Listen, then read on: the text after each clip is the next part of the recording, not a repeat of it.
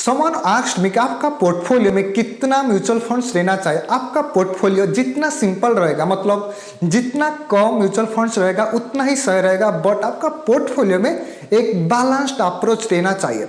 मतलब इक्विटीज के साथ साथ थोड़ा गोल्ड का म्यूचुअल फंड और ईटीएफ एंड डेब्ट का म्यूचुअल फंड रहना चाहिए। देन ही आस्क्ड मी कि ज्यादा म्यूचुअल फंड रहने से क्या प्रॉब्लम है।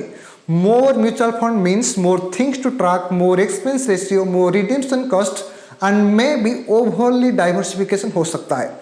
अगर हम लार्ज कैप्स के बारे में बात करेंगे तो लार्ज कैप का यूनिवर्स में 100 स्टॉक्स ही होता है, बट अगर मैं एक लार्ज कैप का इंडेक्स फंड में इन्वेस्टमेंट कर रहा हूँ, उसके साथ एक लार्ज कैप का म्यूचुअल फंड में इन्वेस्टमेंट कर रहा हूँ, तो मैं टेक्निकली वही 100 स्टॉक्स में ही बार बार इन्वेस्टमेंट करता हूँ।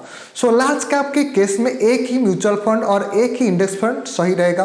बट अगर हम मिड कैप के बारे में बात करें तो मिड कैप का यूनिवर्स में 150 स्टॉक्स होता है। यहाँ पर अगर मैं एक मिड कैप का इंडेक्स फंड और एक मिड कैप का म्यूचुअल फंड में इन्वेस्टमेंट कर रहा हूँ, तो मैं टेक्निकली वही 150 स्टॉक्स में ही बार बार इन्वेस्टमेंट करता हूँ। बट मिड कैप के केस में आप दो से इन्वेस्टमेंट कर सकते हो। बट अगर हम स्मॉल कैप्स के बारे में बात करें तो स्मॉल कैप्स में ज़्यादा रिस्क होता है। स्मॉल कैप्स का यूनिवर्स में 4750 से भी ज़्यादा स्टॉक्स है। यहाँ पर थोड़ा इन्वेस्टमेंट करना रिस्की होता है, तो आप थोड़ा सोच कर एंड समझ कर स्मॉल कैप इंडेक्स फंड या फिर स्मॉल कैप म्यूचुअल फंड को सिलेक्ट कीजिए। बट यहाँ पर भी 2 से ज़्यादा म्यूचुअल फंड और इंडेक्स फंड में इन्वेस्टमेंट करना सही नहीं रहेगा।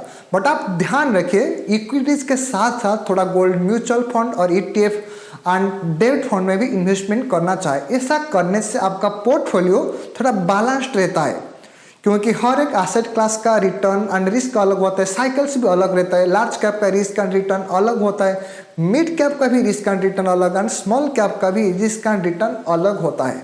आप हमेशा सोच कर एंड समझ कर इन्वेस्टमेंट कीजिए।